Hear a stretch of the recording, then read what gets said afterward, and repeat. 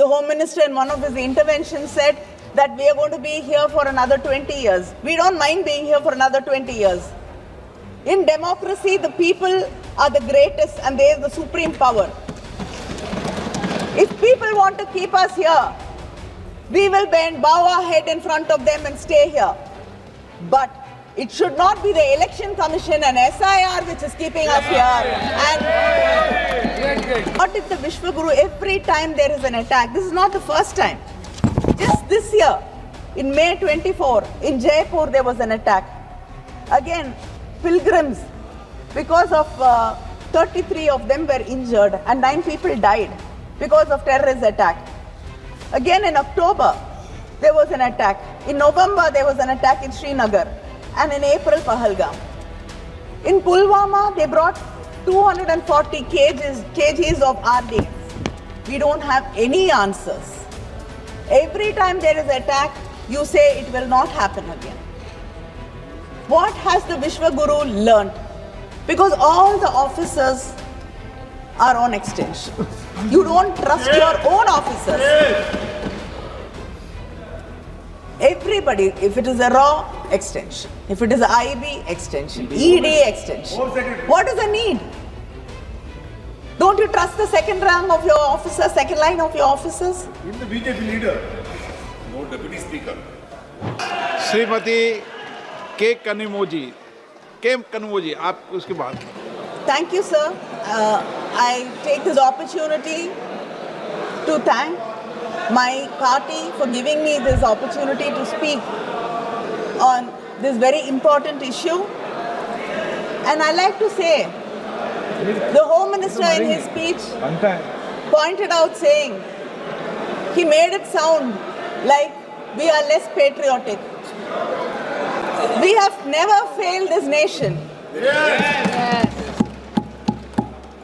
So DMK was the first party which took out a rally at the Chief Minister, Mr. MK Stalin.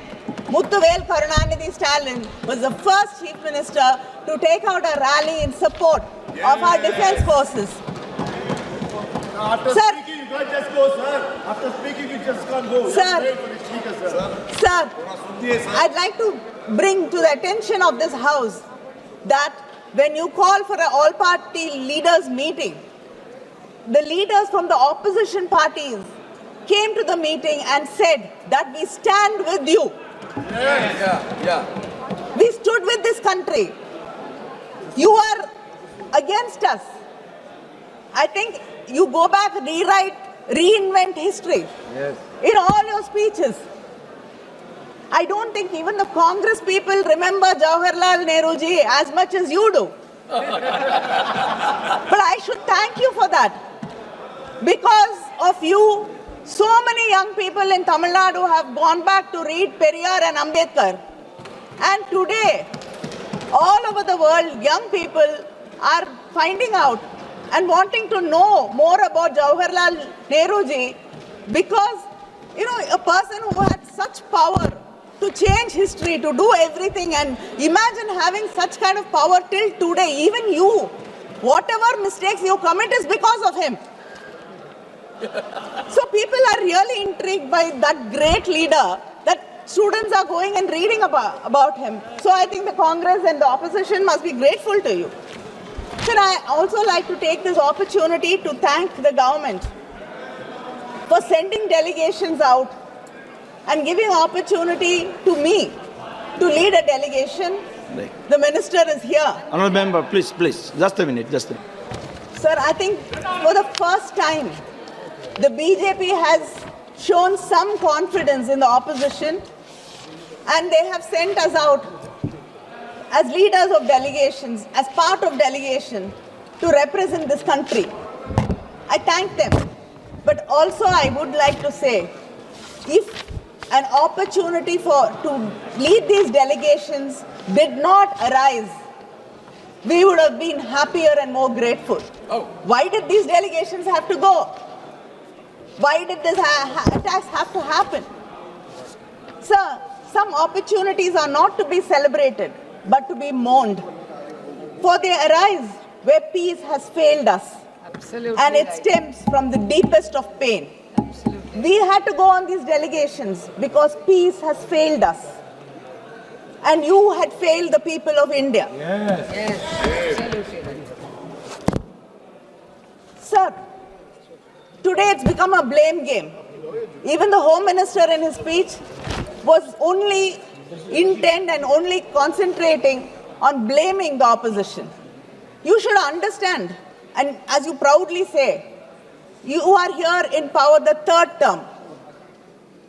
And yesterday, the Home Minister in one of his interventions said that we are going to be here for another 20 years. We don't mind being here for another 20 years. In democracy, the people are the greatest and they are the supreme power. If people want to keep us here, we will bow our head in front of them and stay here. But it should not be the Election Commission and SIR which is keeping us here. And we need to protect democracy. I hope that the next discussion will be about protecting democracy and the election system in this country. Sir, you keep talking about, the Prime Minister was there in Tamil Nadu. Suddenly they've discovered, before every election they discover great love and pride in Tamil culture. But just a few months before that, they do not want to accept the greatness of the Keeladi findings. You do not want us to talk about the greatness of Tamil Nadu, where our Chief Minister says that from Tamil Nadu is where the history of India shall be written. But you came to Gangaikonda Cholapuram. Remember the name. Gangaikonda Cholapuram. Gangaiயை கொண்டவனவன். கங்கையை வென்றவனவன். தமிழன் கங்கையை வெல்லுவான். நினைவில் வைத்துக் கொள்ளுங்கள். Sir, you keep saying that you are Vishwaguru. I want to know, what did the Vishwaguru, every time there is an attack, this is not the first time. Just this year, in May 24, in Jaipur, there was an attack. Again, pilgrims, because of 33 of them were injured and 9 people died because of terrorist attack. Again, in October, there was an attack. In November, there was an attack in Srinagar. And in April, Pahalgam. In Pulwama, they brought 240 kgs of RDX. We don't have any answers. Every time there is an attack, you say it will not happen again. What has the Vishwaguru learnt? Vishwaguru is not teaching anybody anything. But what have you learnt? You have not even learnt humility. When Mumbai attacks happened, the Prime Minister of this country came out and apologized to the people of this country, saying that this should not have happened and we should have prevented it. Learn the humility from him. He is no more. Who takes responsibility for what happened to the people in Pahalgam? They were innocent tourists. They believed you, trusted you, and came there thinking it is a safe place. But they lost their lives, their loved ones. Have you reached out to these victims actually? What compensation has the union government given them? Everything, responsibility is shifted to the state governments. It's the state governments who have to take care of them. What has the union government done? Nothing. When we went to Spain, it was so heartening to see that the government was supporting NGOs, organizations, which were taking care of more than 4,000 terror victims. These terror victims are not only the people who die or lose limbs. It is the families. It is their children. The pain is there for generations. What have you done for the terror victims of this country? Do we have such organizations? Do we have such support groups? But even if there are support groups, you will say the funding is coming from somewhere, something else. it is some religious conversion and you will be arresting people. You will not be supporting it.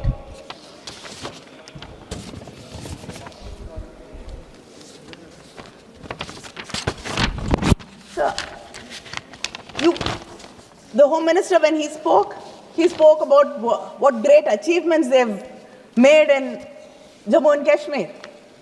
I'd like to know, what was the department doing when the RAW and IB, they said that there were suspicious activities there. They were terrorists trying to recce and find out what is happening. There were movements.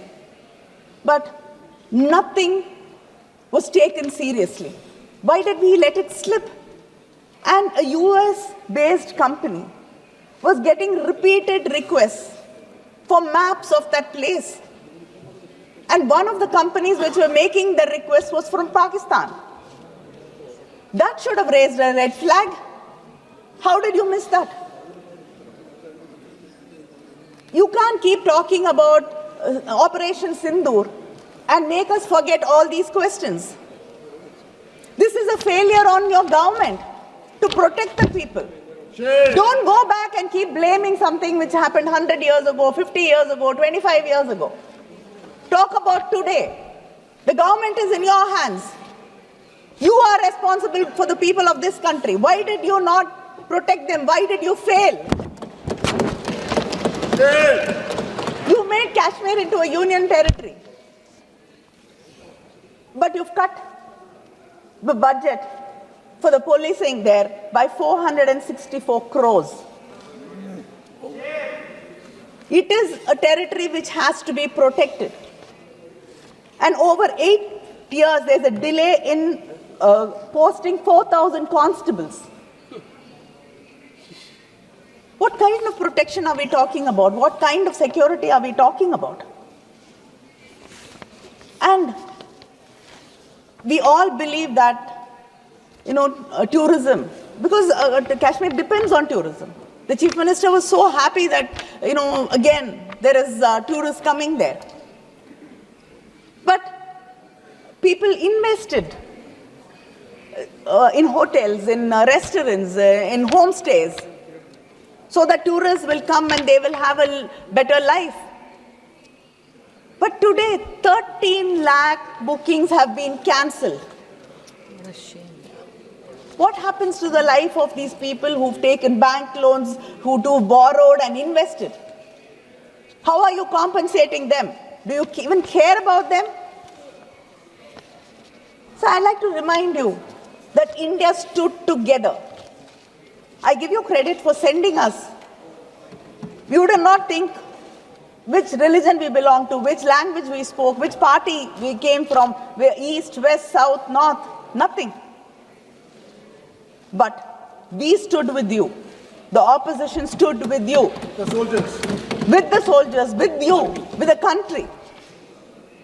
We had Muslims in the delegation. We had Christians in the delegations. We had atheists in the delegation. We have, people from different parts of this country. We all went together and stood for India. You realize this when you had to convince the international community. But why is your politics in India so divisive? Very good. Opposite. Shame on you. Why are you dividing this country by your politics? Why are you basing it on religion? Shame. So the hate speeches by your own leaders has gone up by 74%. Shame. And any media which brings it to notice is against India. Anybody who asks questions against you are anti-national, Naxals. Any media house outside the country or within the country questions you, raises a doubt, we are against this nation. Why? Why do you want to divide this nation? We want this nation to be one. Yes. You should decide whether you want it to be one or not. Don't divide us. Unity is our strength and we shall stand together. I want to know, what did you do to a minister who shamed Sofia Qureshi, Madhya Pradesh. a minister from Madhya Pradesh, BJP. said something atrocious against a person who has given her life to protect this country. What a shame.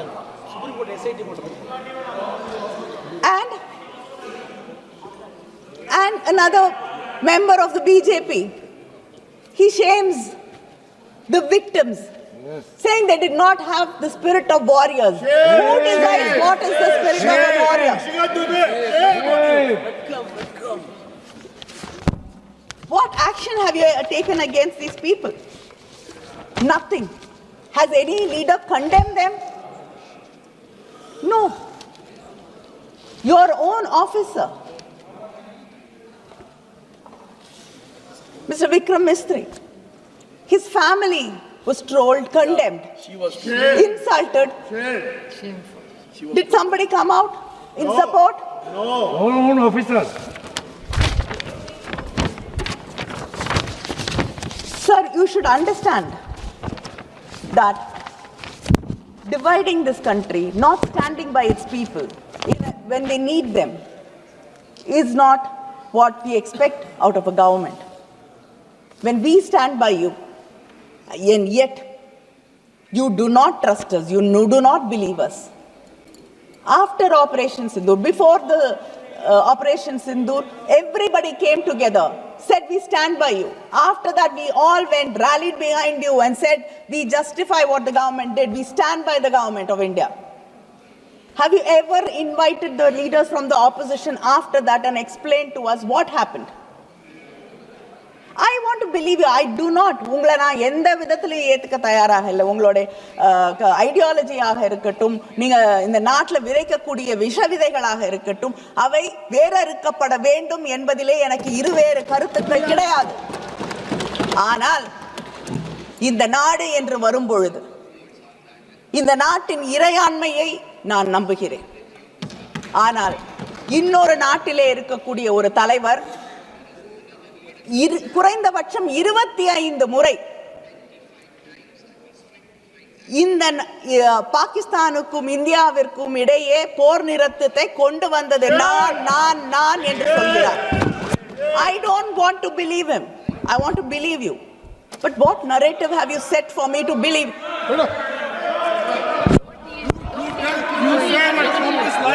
I want to believe you. I want to believe my government. You don't want us to believe. But he has said it 25 times. What reply have you given? Nothing. Why do we have to just suffer in silence and take it? Is this your foreign policy? Our Prime Minister has traveled to practically every country in the world. I mean, he's practically not here. Even when Parliament is functioning, he's not here. That is how it is. And we have a person from Foreign Service as our minister, External Affairs Minister. He speaks very well. But what have we achieved when it comes to diplomacy? Even Pakistan had 2 countries supporting him. Has anybody come out openly and condemned what Pakistan did in this soil and continues to do? Is this your foreign policy? Do you have no friends? Why is it that we do not have any friendly neighbors, we don't have any fair weather friends, we don't have anybody to come out and openly support us and condemn a country which is sponsoring terrorism against India? Haven't you failed? Yes. In your diplomacy? To bring examples from Tamil Nadu. I think you have the best relationship with Sri Lanka today. You even landed a amazing deal for one of your friends, which the Congress, I think, sadly is not capable of doing when it was in power. But you have achieved that.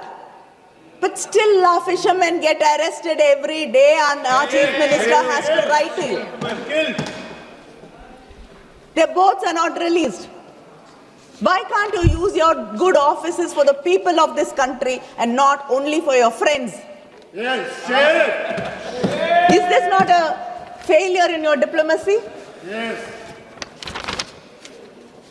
Sir, and you talk about technology, you talk about all your achievements. Are we actually prepared to face war? Nobody wants war. போர் என்பது மனிதர்களுக்கு மனித இனத்திற்கு எதிரான ஒன்று. We don't want war.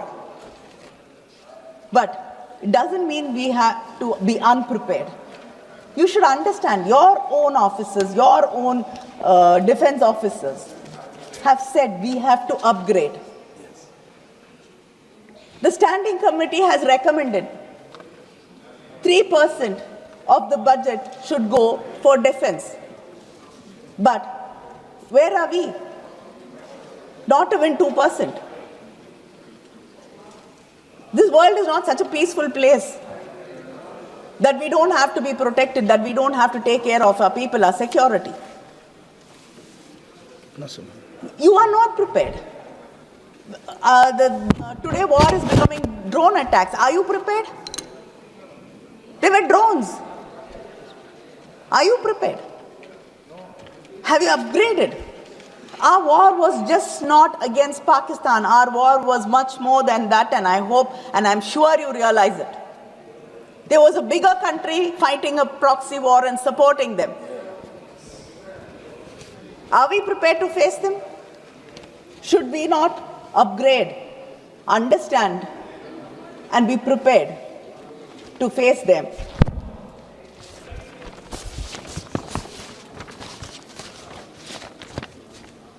And I'd like to end my speech saying that the Vishwaguru has failed us.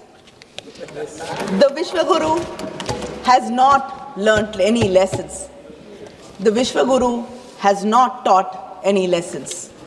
The only thing this government, I can call this government an extension government, because all the officers are on extension. You don't trust your own officers. Everybody, if it is a RAW, extension. If it is a IB, extension. ED, extension. What is the need? Don't you trust the second rank of your officers, second line of your officers? Even the BJP leader. No deputy speaker. No point saying that, I am great. I am the greatest leader in this world. I lead. I'd like to say, valor is not a sword soaked in blood and bloodied victory, but it is in the silence of a battlefield never summoned. The fiercest leader is not the one who fights to win, but the one in whose presence no war can begin. Absolutely. அப்படிப்பட்ட ஒரு லீடராக, ஒரு அரசனாகத்தான் கங்கை கொண்ட சோழன் இருந்தான். வந்தீர்கள், பாடம் கற்றுக்கொண்டு வந்திருப்பீர்கள் என்று நம்புகிறேன். நன்றி, வணக்கம். Thank you, madam. Thank you. माननीय सदस्य श्री अखिलेश यादव